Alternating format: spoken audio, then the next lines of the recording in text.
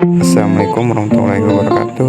Perkenalkan, nama saya Andrian dengan NIM 2251178. Ingin menjelaskan tentang pengertian komunikasi antar pribadi. Pengertian komunikasi antar pribadi menurut Erwaini Page, komunikasi interpersonal atau komunikasi antar pribadi adalah proses komunikasi antar dua orang atau lebih secara tatap muka. Komunikasi antar pribadi adalah memungkinkan seseorang memperoleh respon secara langsung. Tujuan komunikasi antar pribadi adalah mengurangi terjadinya konflik, memperoleh informasi, hingga mendeteksi kebohongan. Komponen komunikasi antar pribadi. Pertama, pengirim ke penerima.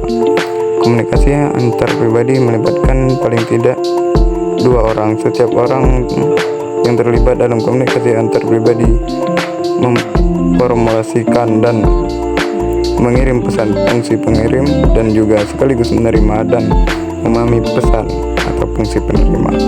Kedua, encoding dengan decoding.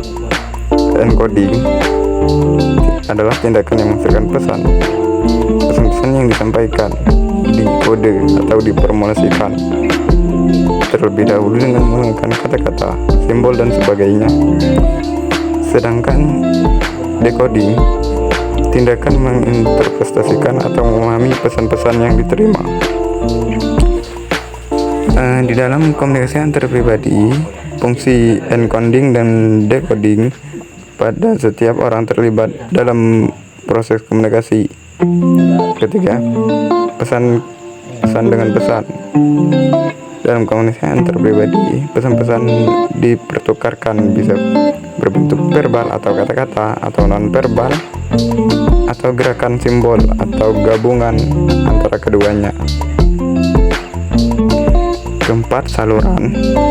Saluran berfungsi sebagai jembatan yang menghubungkan pengirim dan penerima informasi dalam komunikasi antar pribadi. Lazimnya para pelaku bertemu secara tatap muka. Kelima, gangguan atau noise.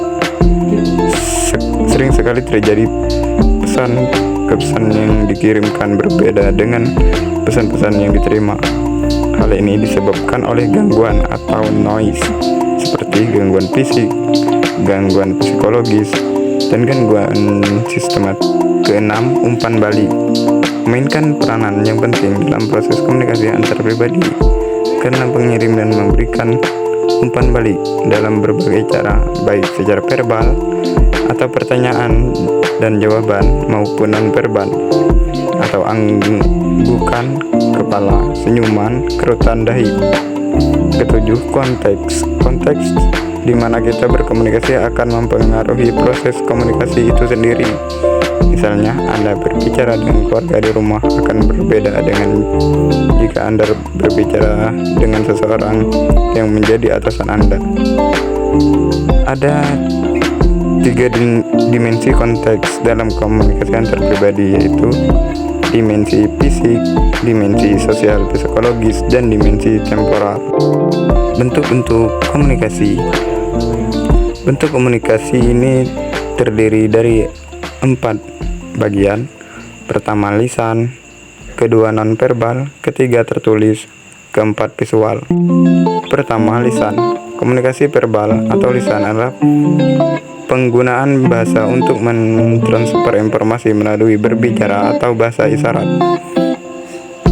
Adalah salah satu jenis yang paling umum, sering digunakan selama presentasi, konferensi video, dan panggilan telepon, rapat, dan percakapan satu lawan satu. Komunikasi verbal penting karena efisien.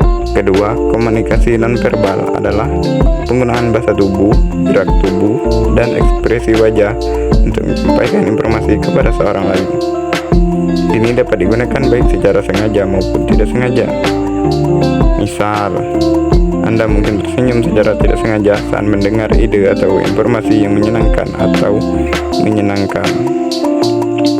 Ketiga, tertulis. Komunikasi tertulis adalah tindakan menulis, mengetik atau mencetak simbol seperti huruf dan angka untuk menyampaikan informasi.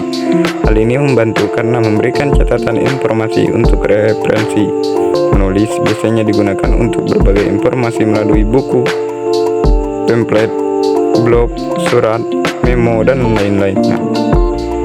Keempat, visual. Komunikasi visual adalah tindakan menggunakan foto, seni, gambar, sketsa, bagian, dan grafik untuk menyampaikan informasi.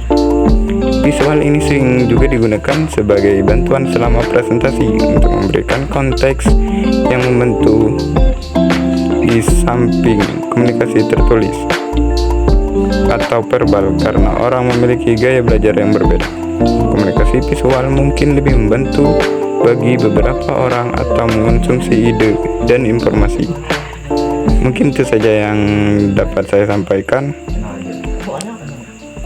Kalau ada kata yang salah, saya mohon maaf. Kepada Allah saya minta ampun. Wabillahi taufiq wal hidayah. Wassalamualaikum warahmatullahi wabarakatuh.